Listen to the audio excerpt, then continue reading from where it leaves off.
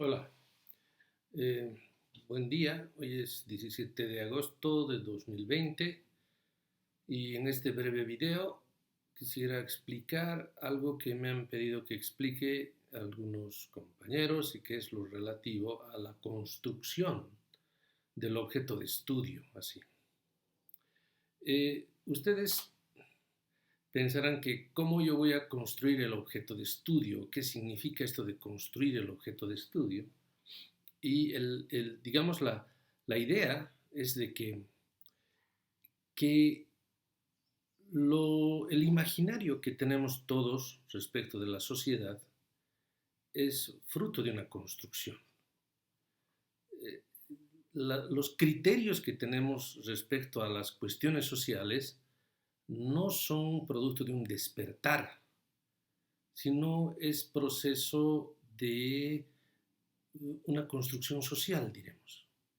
Entonces, mis formas de pensar son fruto sobre todo de la educación que nos dan en colegio, pero también de la familia, la educación, los valores que han inculcado en mi familia, pero también mis amigos, los valores, etcétera, etcétera. Es una construcción que ha llevado toda una vida, pero además que tiene un proceso bien largo, ¿no ve? Como heredado, que tiene un proceso largo por el cual nosotros podemos emitir juicios respecto a lo que pasa en la sociedad.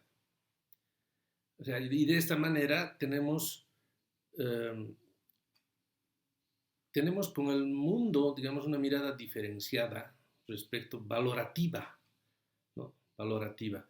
Porque decimos esto es bueno, esto es malo, esto es inaceptable, esto es agradable, esto es lindo, esto es feo, esto es bello, esto.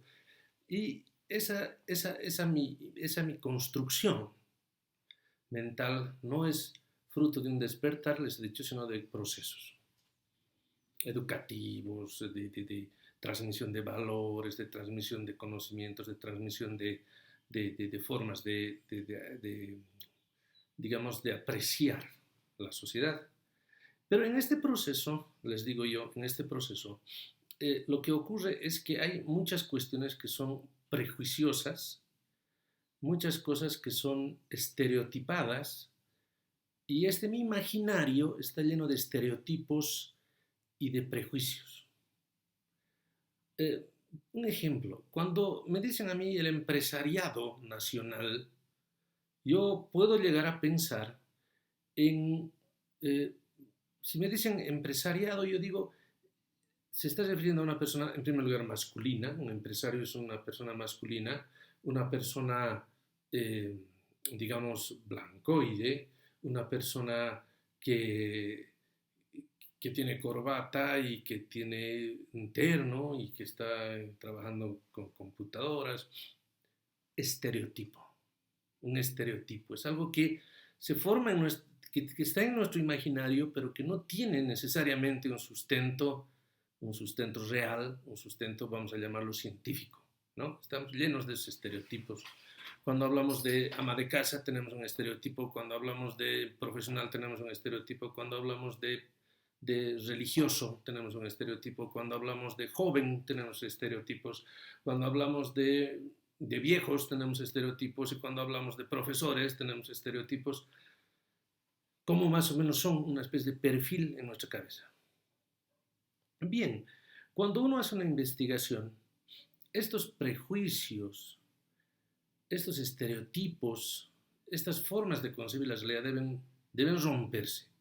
Porque para seguir con el ejemplo anterior, por ejemplo, está demostrado, estudios se han hecho y han demostrado de que los principales emprendedores en la ciudad de La Paz, por ejemplo, no son necesariamente, son en primer lugar mujeres, en segundo lugar aymaras, de procedencia aymara, y en tercer lugar con estudios, sin estudios universitarios.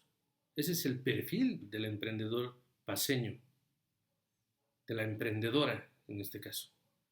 ¿Verdad? No es tanto aquel, ¿no? Es el estereotipo, esa construcción. Entonces, mi imaginario social, mi percepción social está llena de estereotipos. Ahora, estos estereotipos tengo que deconstruirlos, así como los he construido, tendría que deconstruirlos, y deconstruirlos quiere decir, para no ponerlo en términos más difíciles, Es simplemente como desmantelarlos para ver qué dispositivos están en su interior y han permitido esa construcción. Es decir, qué partes tienen, cómo se ha formado esa mi idea. Pero esta es una tarea crítica, esta es una tarea de lectura crítica, continua, y también de un poco de lucha interna, de no dejarme llevar por mis estereotipos, por mis prejuicios. Y estos prejuicios pueden ser raciales, pueden ser unos prejuicios religiosos, pueden ser unos prejuicios de género, pueden ser prejuicios. Nosotros tenemos llenos de prejuicios raciales, de género, especialmente en un país diverso como el nuestro, tenemos bastantes prejuicios. ¿Sí? Estamos juicios previos, malos, buenos, respecto a la sociedad. Estamos haciendo lamentablemente prejuicios todo el tiempo. Ahora bien, cuando yo,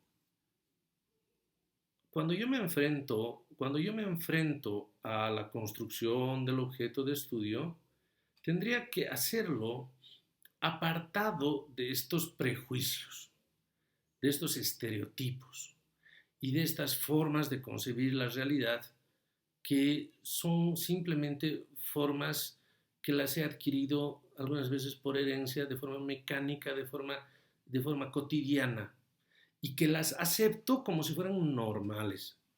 Michel Foucault, un filósofo francés, nos decía que nada se debe aceptar como naturalmente normal. Esa palabra normal es un poco peligrosa, porque así podemos ir pasando por alto cosas que debíamos, podíamos y debemos estudiar. Por ejemplo, la informalidad es normal en Bolivia, el bloqueo de caminos es normal en Bolivia y las marchas son normales en Bolivia. Y así puedo aceptar cosas como normales y no me detengo a estudiarlas. Y hay que estudiarlas. O sea, no hay nada normal, naturalmente normal en la sociedad.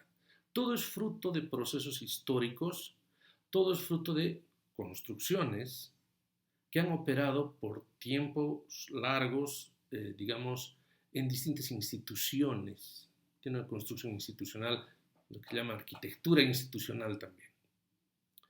Entonces, cuando Bourdieu decía hay que mirar la realidad con ojos nuevos, obviamente no hablaba de simplemente una visión del día a la noche, sino pensaba en que hay que hacer un proceso de romper, de ahí viene eso de ruptura epistemológica, de romper estos moldes llenos de prejuicios y de estereotipos, de prenociones y de discriminaciones que ya tengo en mi cabeza, para tratar de apreciar algo, digamos, desde una perspectiva limpia y novedosa. Que los datos hablen por sí mismos, que yo no los conduzca, que no los force, que no haga una especie de forcejeo con los datos para que se encasillen en esta mi forma de pensar, para que ratifiquen mis prejuicios, sino lo contrario, que se revelen los datos y que esos datos revelen la realidad. Una especie de ruptura epistemológica. Entonces, para decirlo en pocas palabras y de forma más o menos resumida, cuando hago una ruptura epistemológica trato de romper estos criterios de sentido común, que además todos los tenemos, toda la sociedad los tiene.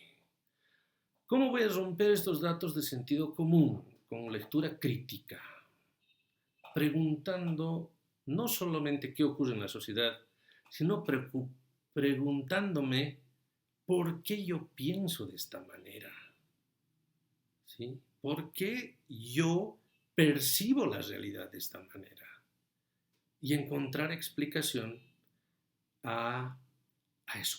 Entonces, aquí hay un cuestionamiento en doble sentido. Un cuestionamiento hacia la realidad. ¿Por qué ocurren estas cosas, estos fenómenos en la realidad? Pregunta. Y otra segunda pregunta paralela, que es, ¿por qué yo las aprecio así? ¿Por qué la gente de mi generación las aprecia así? ¿Por qué la gente que conozco las aprecia así? Entonces, ese cuestionamiento interno tiene que ser también tiene que darse también, y esto es muy bueno, digamos, es positivo en el sentido en que todo este cuestionamiento permite apreciar algo, como Bourdieu decía, con ojos nuevos y haciendo esto que se llama una ruptura epistemológica. Los criterios de sentido común pueden ser rotos con reflexión, lectura, trabajo intelectual. Gracias.